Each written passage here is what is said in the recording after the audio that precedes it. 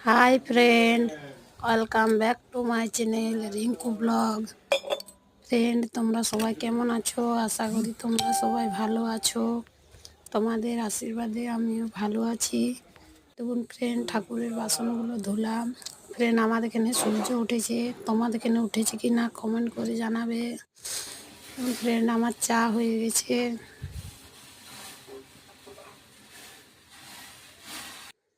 Friend, ছেলে আজ Horlicks খাবে না, আজ ছেলে চা খাবে, বায়না ধরেছে, এই জন্য চা বিস্কুট খাচ্ছে সকালে।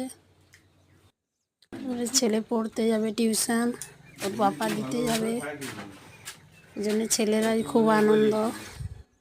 ছেলেকে ওর পাপা দিতে গেলে বাইকে করে।